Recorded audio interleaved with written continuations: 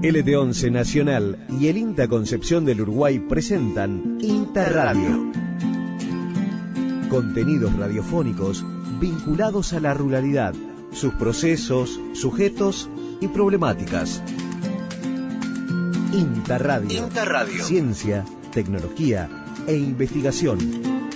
Las novedades del INTA en todo el país, resumidas en una hora de radio. INTA Radio, en LT11, con la conducción de Gustavo Contenti. Bienvenidos. Bienvenidos.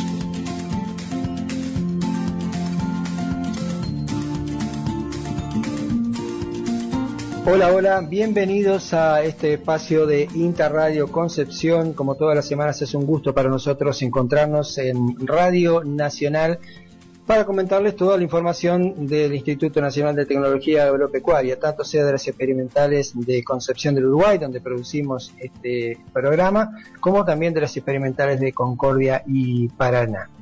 Un año atípico, no solamente por esta pandemia y por todos los cambios que se han generado a raíz de esta situación, ¿no? Así que tenemos para hoy notas interesantes como con Florencia Roja, que es una de las encargadas, o la referente, mejor dicho, del laboratorio de virología de INTA, donde se realizan los análisis de virología, los análisis de COVID, desde ya hace unos cuantos meses. Pero antes de esta nota que le estoy anunciando, los invito a que hablemos un poco de clima. Damos una vuelta de página y hablamos con Nicolás Baiman, porque también en el clima ha sido un poco diferente. Hay déficits de precipitaciones, hay cambios en la temperatura, así que Nicolás Baiman nos comenta qué es lo que ha sucedido en el mes de noviembre. Nicolás nos va dando los resúmenes mensuales. En los primeros días de diciembre nos da los de noviembre, primero día de enero nos dará los de diciembre seguramente. Así que escuchamos con Nicolás Baiman el resumen del mes de noviembre, resumen agrometeorológico. Hola Gustavo, ¿cómo estás? Buenas tardes, saludo para vos y para toda la audiencia. Los datos de noviembre nos muestran que tuvimos un inicio de mes bastante seco, las precipitaciones se dieron recién a partir del día 25 en adelante, el acumulado en el total mensual fue de 58 milímetros, cuando el promedio histórico para el mes de noviembre es de 112 milímetros, el acumulado anual es de unos 636 milímetros, cuando lo que deberíamos esperar para esta altura del año es de unos 1020 milímetros, es decir, tenemos una diferencia de 384 milímetros de déficit, y esto hace que este año sea el segundo acumulado anual de enero a noviembre más bajo desde que tenemos registros históricos diarios en la experimental. Fue solo superado en déficit por el año 2008 con unos 629 milímetros. Como te decía, en lo que va de este año llevamos acumulados 636. En cuanto a las temperaturas, tuvimos también un inicio de mes bastante fresco, con mínimas de hasta 6,8 grados el día 2 de noviembre, pero con temperaturas máximas muy altas, inclusive con un récord para el mes de noviembre, con 39 grados el día 24 de noviembre. La temperatura media también estuvo algo por encima de lo normal, con 21 grados 6 décimas, cuando el promedio para el mes es de 20,7.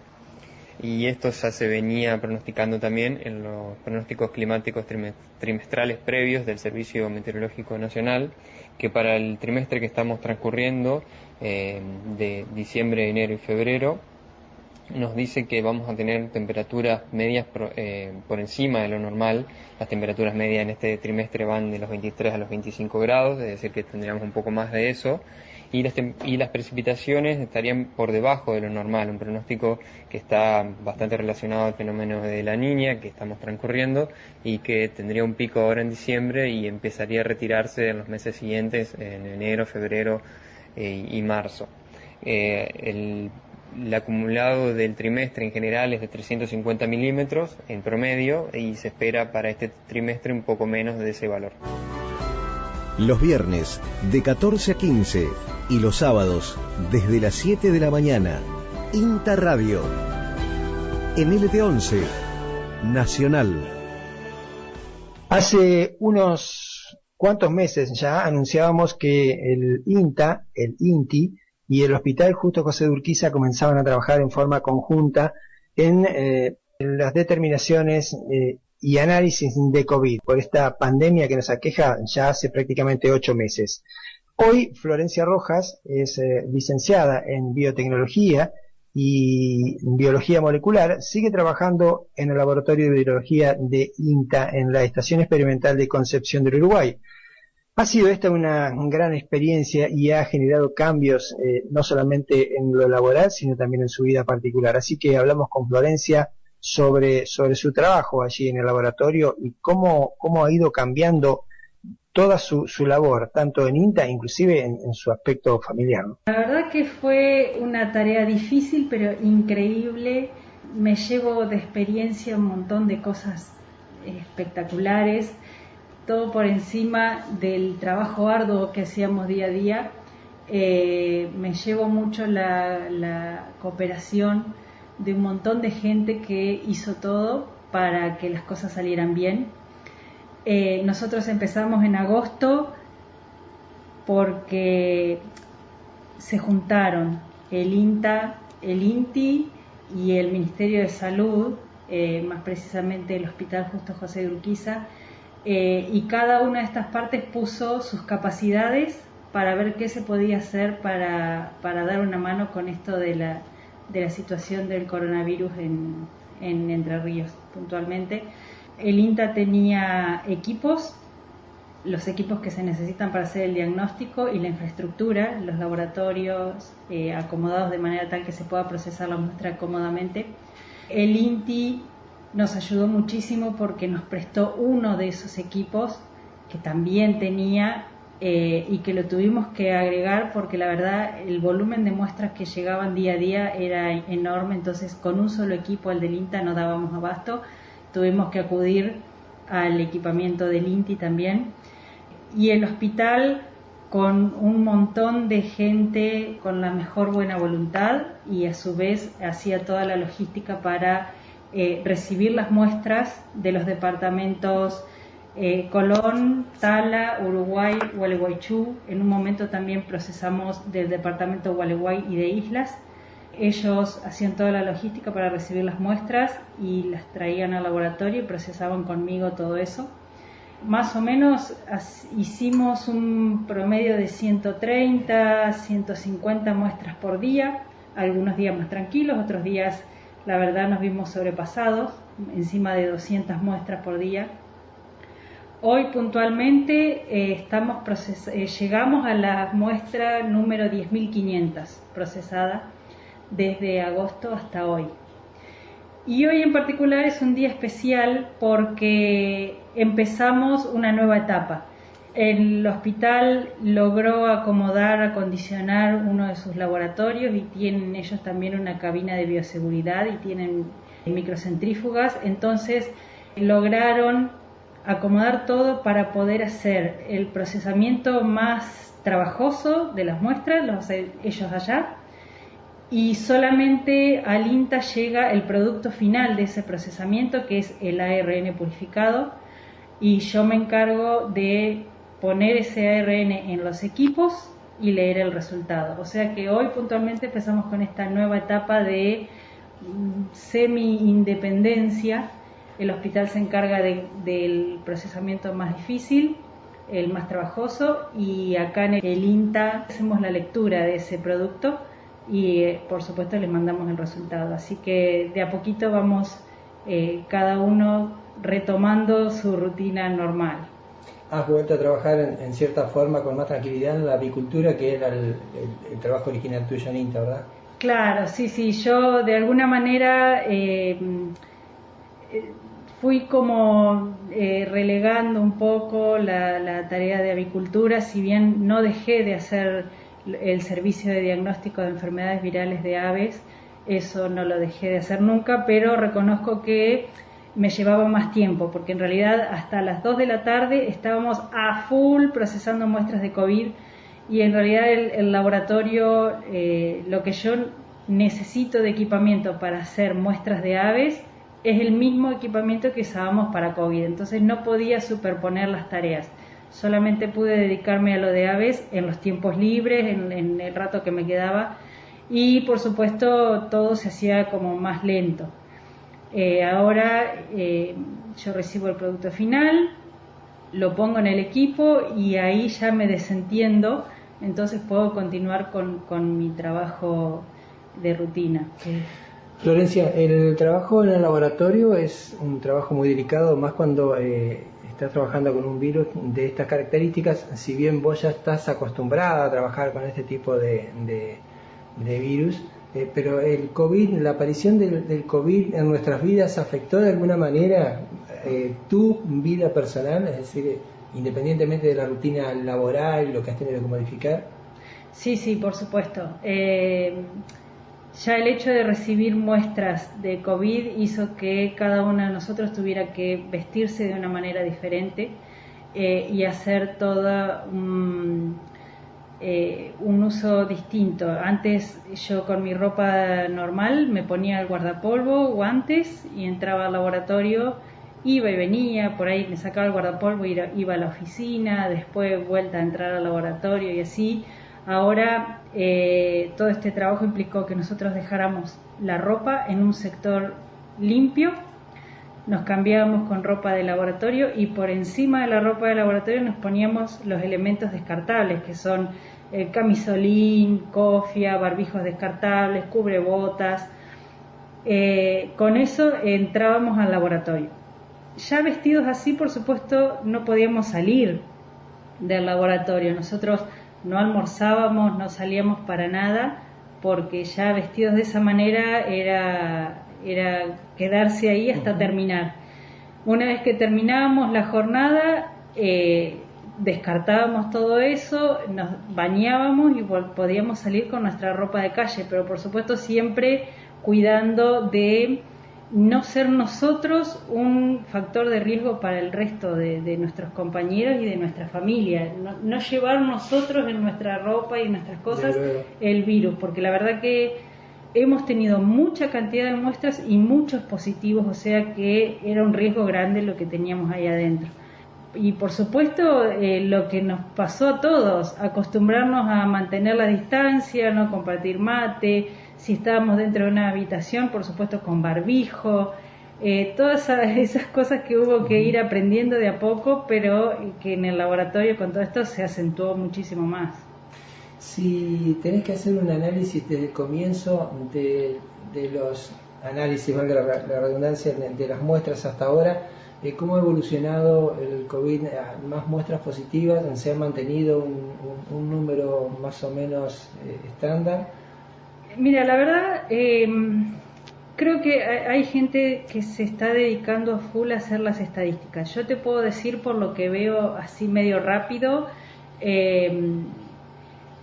han sido momentos. Por ejemplo, el departamento Uruguay ahora está de a poco bajando el número de positivos, pero hace un par de semanas era increíble la cantidad de positivos que tenía.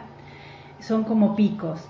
Antes de ellos fue el departamento Gualeguaychú el que estaba más complicado, y así van haciendo como oleadas, por decirte de alguna manera, de mucha cantidad de positivos que de a poco van bajando. Hay algunos días tranquilos y con el tiempo, por algún evento puntual o porque no sé la biología del virus, vuelven a surgir la cantidad de brotes en la ciudad. Entonces son como oleadas que vemos en cada departamento. Puntualmente no es para todos igual. Colón ha estado mucho tiempo muy tranquilo con la cantidad de casos positivos y ahora en el último tiempo está teniendo algunos más, pero sinceramente no es que yo me siento a analizar las listas. Es más, yo no presto atención ni al nombre de la persona ni de dónde es. Yo anoto el resultado, lo elevo e intento continuar con mi vida, porque la verdad que son muchas muestras y me encantaría en algún momento tener la tranquilidad de sentarme a analizar todo eso, pero en este momento es como una vorágine de entregar el resultado y seguir. INTA Radio en LT11. La Estación Experimental de Concepción del Uruguay ha trabajado arduamente y ha tenido muy buenos resultados en lo que es mejoramiento genético en arroz. Es así que ha generado variedades muy importantes y que hoy ocupan un lugar de privilegio en el mercado. Tal es así que Gurí, una de las principales variedades, es una de las más cultivadas no solamente en nuestra zona, sino en Latinoamérica. Bien, hay novedades en mejoramiento genético. Es así que se ha presentado Membipora, la nueva variedad de arroz del INTA tolerante a bajas temperaturas y resistentes a imidazolinonas. Pero José Colazo, referente de mejoramiento genético en INTA Concepción del Uruguay, nos da mayores detalles sobre lo que significa esta nueva variedad, tanto por la resistencia a las bajas temperaturas y qué significa que sea resistente a imidazolinonas. Membipora es el último cultivar tipo largo fino que lanzó el INTA. Tiene dos características que las hace distintiva y muy interesante para utilizar en los ambientes productivos de Entre Ríos. Primero, tiene una marcada tolerancia en estadio de plántula. Eso es muy importante porque asegura poder sembrar en siembras tempranas, es decir, finales de septiembre, sin correr el riesgo de heladas tardías que compliquen la implantación del cultivo y con esto afecte el rendimiento final. En Entre Ríos es la parte o la provincia más al sur que se produce en nuestro país y septiembre y octubre corremos riesgo de tener bajas temperaturas. La otra característica, hemos visto que es el cultivar o la genética que tiene mayor estabilidad en ambientes marginales, es decir, los mejores parámetros de calidad industrial y con esto una ventaja o un beneficio al productor porque es la calidad que el molino le paga. Y además tiene el idiotipo del programa de mejoramiento, es decir, es una variedad con muy alto potencial de rendimiento y una marcada calidad de grano, es decir, excelentes parámetros físicos que la industria bonifica y además una calidad culinaria acorde a los mercados occidentales. Hoy en día existen dos clases diferentes de mercado o de gustos de consumidores. El mercado occidental, nosotros los occidentales preferimos un arroz que cocine más suelto, más seco, y los orientales prefieren un arroz que cocine un poco más pegajoso. Eso está determinado por el contenido de amilosa en grano y esta variedad ha sido seleccionado por poseer un alto contenido de amilosa y bajas temperaturas de gelatinización que otorga el perfil deseado por los consumidores en Occidente. Por último, también tiene, al igual que Gurí y Puitá, la tecnología Clearfield que asegura un excelente control de maleza con herbicidas de bajo impacto ambiental y con esto un paquete tecnológico que garantiza altos rendimientos en nuestros arroces entrerrianos. Así que estamos muy expectantes en esta nueva campaña. Más o menos el 25% de la provincia de Entre Ríos tenemos una estimación de que utiliza este nuevo cultivar o va a utilizar este nuevo cultivar.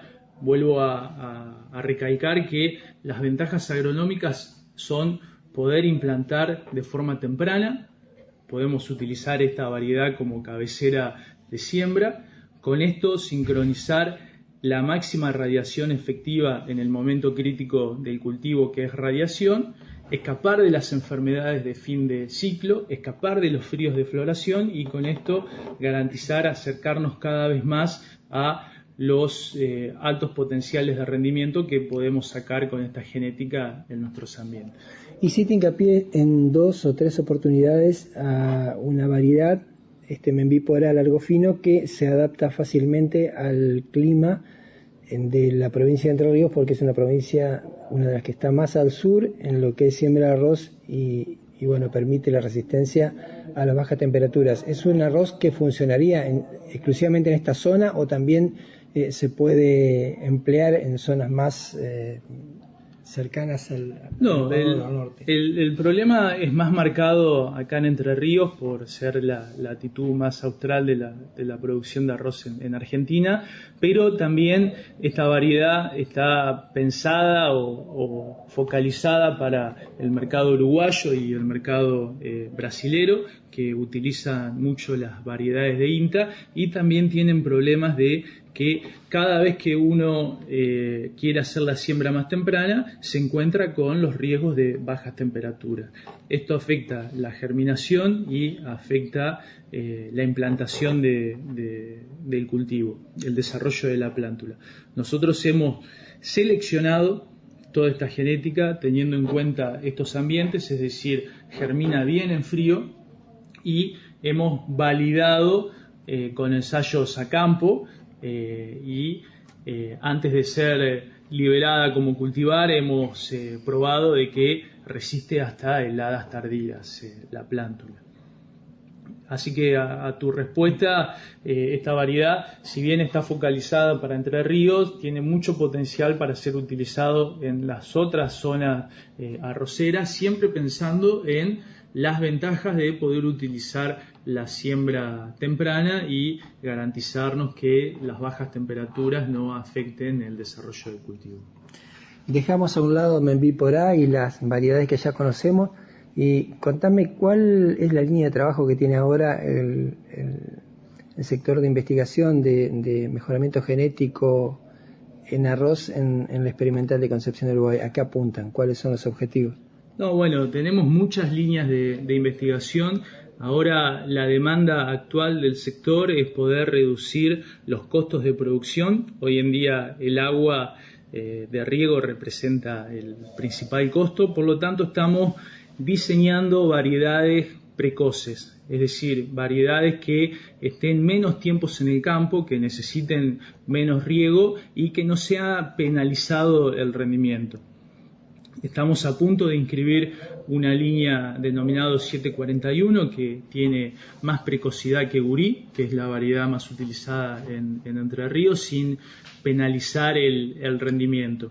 Y estamos terminando de poner a punto lo que es la tecnología Sur 15, que la tecnología Sur 15 es una nueva fuente de resistencia pensada en combatir el problema de malezas resistentes, sobre todo resistentes a imidazolinona, que está afectando a toda la zona productiva, arroces rojos y capines con resistencia a LS, y esta nueva fuente de resistencia tiene un modo de acción, por lo tanto puede ser rotada con el sistema Clearfield y con el sistema convencional para evitar tener la misma molécula en el campo y de esta forma generar malezas resistentes.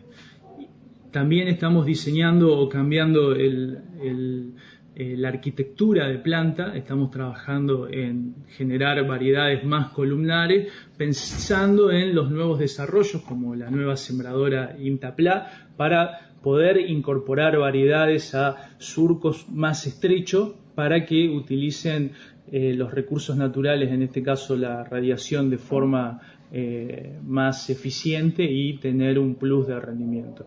Estamos poniendo todo el esfuerzo en cerrar las brechas de rendimiento actuales. Creemos de que en nuestros ambientes podemos producir hasta más de un 40% de rendimiento con las variedades actuales, sin resignar la calidad de grano, que es una marca característico de la genética de INTA y del arroz argentino. Hoy en día el arroz argentino, junto con el uruguayo, es uno de los arroces con mejores calidad en el mercado. Somos radio. Somos INTA. La radio fue, es y seguirá siendo un medio de comunicación fundamental para nuestra tarea. Porque la radio potencia voces, replica conocimientos, promueve encuentros y democratiza la palabra. Seguimos sumando sonidos desde y para la ruralidad. Somos radio. Somos INTA.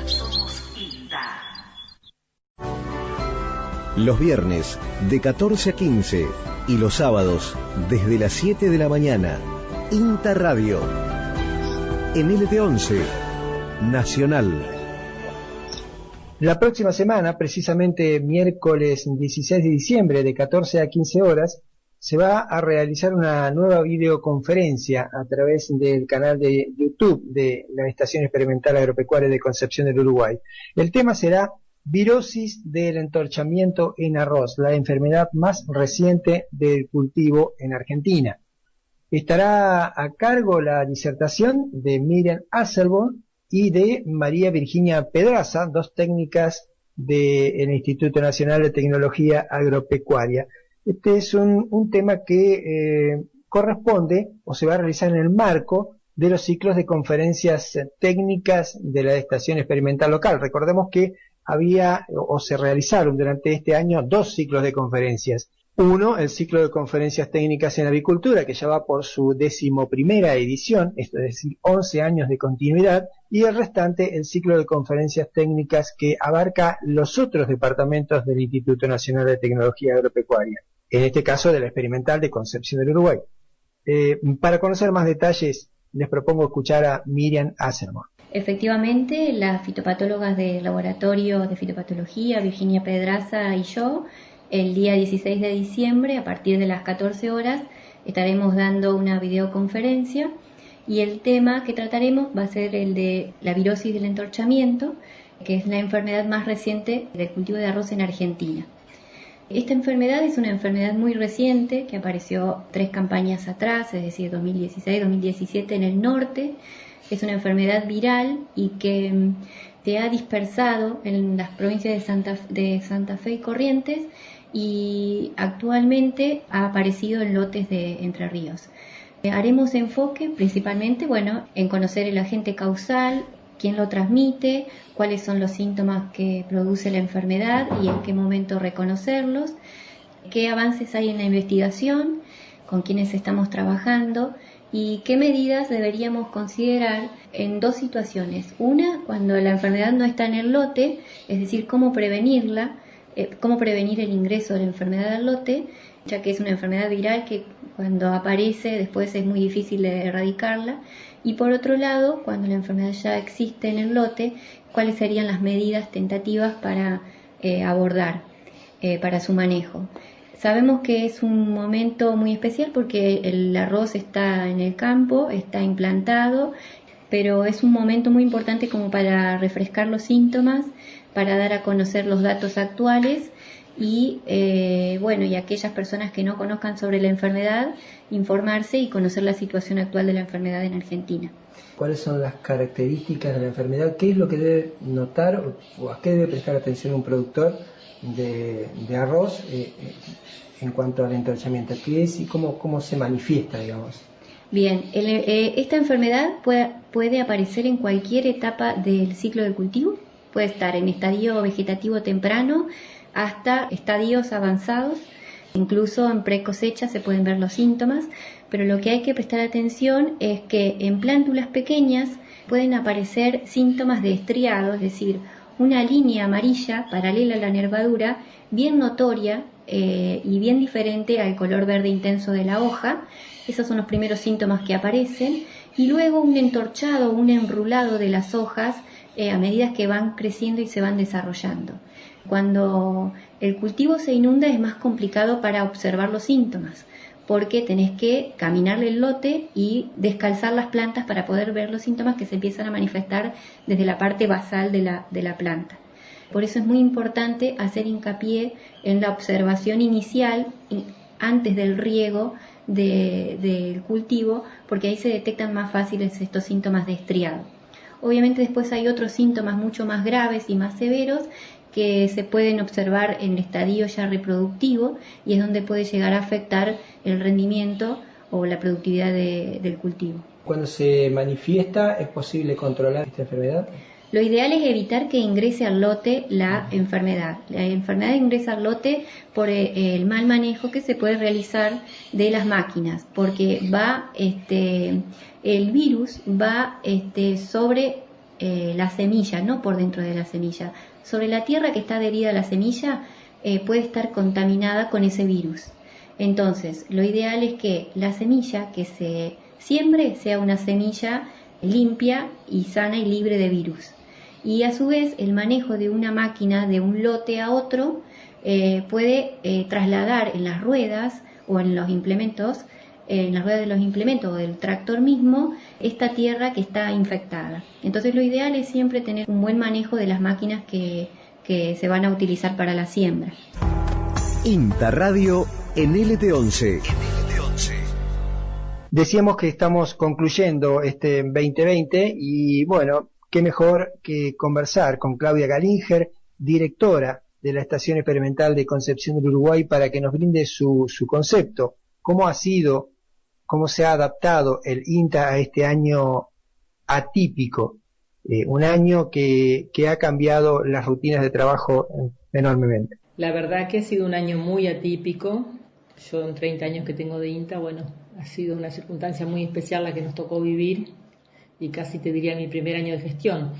Lo que me siento muy orgullosa con la gente de INTA porque ha respondido a las necesidades, o sea, todas las actividades críticas se siguieron, el INTA no paró, como dice un eslogan, se siguió trabajando, sobre todo en la parte de las agencias de extensión, después los grupos de investigación acá que tenían sus actividades críticas también lo siguieron haciendo. Todo el mundo ya sabe, pudimos estar también a la altura de las circunstancias con el laboratorio COVID, ante la demanda del Ministerio de Salud para colaborar con las determinaciones de COVID en el territorio que nos toca vivir. Y bueno, nada más que agradecer a toda la gente, a todos nuestros compañeros que respondieron y estuvieron al pie del cañón, como dice el refrán, y entendiendo también las circunstancias personales de muchos compañeros que han tenido que recurrir a las tareas remotas. Después hubo también muchas personas que no pudieron venir por estar dentro del grupo de riesgo, y agradeciendo a los que tuvieron que venir y a exponerse al hombro todas las tareas que no pudieron hacer los que no podían venir, así que eso tiene un reconocimiento especial de mi parte y de todos sus otros compañeros. Es lo que más puedo destacar de esta situación, que bueno, siempre nos va a dejar un aprendizaje. Yo creo que vos estás de acuerdo también y que hemos descubierto herramientas que las utilizábamos poco y ahora creo que van a estar en el día a día. Y bueno, nada más desear que a todos los televidentes, iba a decir no, pero somos oyentes, a toda la gente de radio que sé que nos escucha y es mucha, desearles un buen inicio del 2021 y bueno, con la esperanza siempre en un futuro mejor. Claudia, el hecho de la aparición del COVID y bueno, un poco la redistribución del trabajo y laboratorios, en cierta forma aceleró el traslado de ciertos sectores al nuevo laboratorio de avicultura. Sí, sin duda, eso también es cierto, porque quizás nosotros siempre uno esperando que tener todo listo para mudarnos todos juntos, y bueno, esto fue que en cierta manera aceleró el proceso, es decir, bueno, tenemos que separar para tener un mejor protocolo de bioseguridad y estar más tranquilo con el trabajo, así que bueno, eso también fue un puntapié, por eso te digo, esta situación que ha sido muy difícil seguramente para muchas personas, y más aquellas que han perdido familiares queridos. En el caso nuestro de INTA ha habido cosas en que nos impulsó a ser mejores. Bueno, en este caso fue para el laboratorio de la unidad avícola, y también creo que el reconocimiento, a veces yo creo que el oyente no sabe todo lo que el INTA hace, o nosotros mismos nunca nos hubiésemos imaginado en esta situación participando en salud humana, pensando que era un laboratorio solamente para virología, ¿no? O sea que lo que yo destaco siempre, y lo digo en cada ámbito que me toca hablar, es la importancia de tener ciencia y tecnología federalizada. O sea, qué bueno que en Concepción del Uruguay tenemos este tipo de laboratorio. Es verdad, y por otra parte la vinculación institucional, ¿no? Con el INTI, con el hospital, con el INTA, que sí, se han podido asociar, por decirlo de alguna manera, y unir esfuerzos, unir esfuerzos con instrumental y con personal capacitado para esta actividad. Sí. Así que bueno, muchas gracias, y en 2021 esperemos seguir conversando, pero si Dios quiere, sin pandemia. Sin pandemia, esperemos que... No, seguramente tendremos que cuidarnos, pero bueno, hasta que no estemos todos vacunados, vamos a tener que cuidarnos. Los viernes de 14 a 15 y los sábados desde las 7 de la mañana, INTA Radio, en LT11, Nacional. Y volvemos a la huerta con Elena Gagliano. En ediciones anteriores hemos ido conversando con Elena todos los detalles de la huerta, desde la preparación de la tierra, el abonado, posteriormente la utilización de semilla, profundidad de siembra, preparados agroecológicos, todos los temas, no dejamos prácticamente ninguno. Nos están quedando algunos detalles, consejos sobre las herramientas a utilizar, cosecha y por supuesto un tema que lo habíamos tratado en forma puntual, lo vuelve a tocar y que es muy importante para quienes gustan de la huerta, producción de semillas. Tenemos que tener en cuenta que debemos siempre utilizar elementos de trabajo en la huerta como herramientas, tijeras, asadas, limpias y no, evitar el traslado de un lugar a otro de herramientas que puedan estar en contacto con suelos que han tenido algún problema de enfermedades, así evitamos la infección en nuestra huerta. Una vez que llegamos a tener un buen ciclo del cultivo, un buen desarrollo, vamos a tener la etapa final que sería, culminante, que es la cosecha. Finalizando el ciclo, vamos a tener la producción tan esperada. En el caso de algunas especies de frutos, se consumen verdes, inmaduras. Por ejemplo, los zapallitos de tronco y los zucchinis, que son también zapallitos de tronco alargado, no se consumen maduros, sino que está en su estado verde. Que cuando ha alcanzado un buen desarrollo, pero aún mantiene el color verde brillante, es momento de cosecharlo. Si pasa ese periodo, se sigue desarrollando, ya no va a tener el mismo sabor. Se puede consumir, pero no es, su gusto, su sabor es diferente. Y bueno, podremos dejarlo para obtener semillas. En el caso de, por ejemplo, especies como ajíes, morrones, en todas sus variedades, estos se pueden consumir tanto verdes como maduros. Es decir, que podemos cosecharlos en estado de color verde y consumirlos, o bien podemos esperar a que tomen el color propio de la variedad, que puede ser rojo, puede ser amarillo, puede ser morado, violáceo, negro inclusive. En ese momento podemos consumirlo, ya les decía, inmaduro o bien maduro. Otra especie que sí se consume totalmente madura y debemos cosecharla cuando está por lo menos un tercio del fruto con coloración roja o naranja o rosada, y también hay de color morados, son los tomates. Los tomates se deben cosechar cuando han alcanzado ya un tercio del fruto la madurez. Para consumirlo con su sabor a pleno, diríamos. Si se puede dejar madurar completamente en la planta, el sabor es mucho más pronunciado.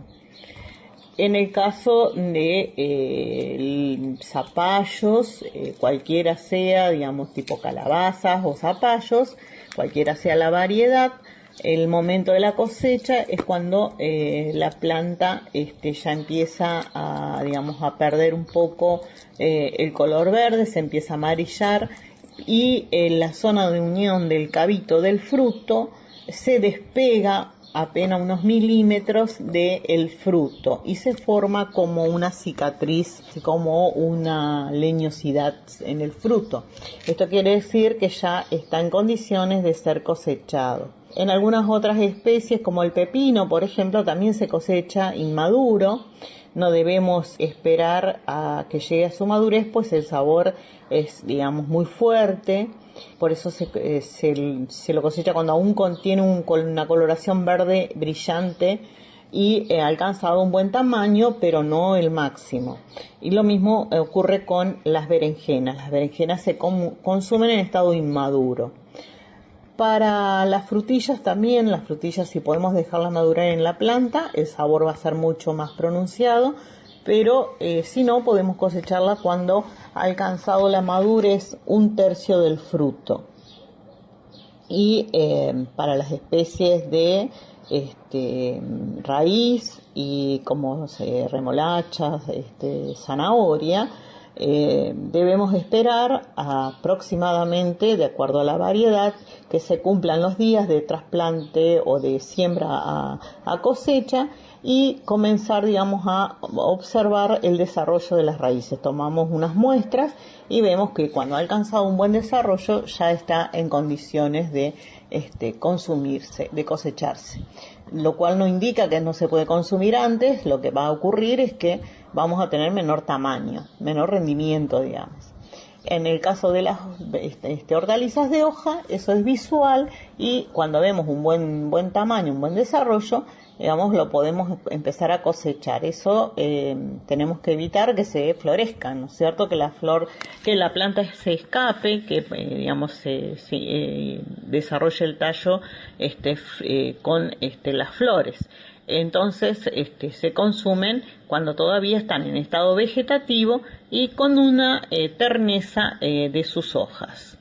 Y en el caso de cebollas, por ejemplo, de cabeza, también se hace, digamos, se controlan los días de acuerdo al ciclo, desde trasplante a cosecha, y se va observando el desarrollo de la cabeza del bulbo, ¿no?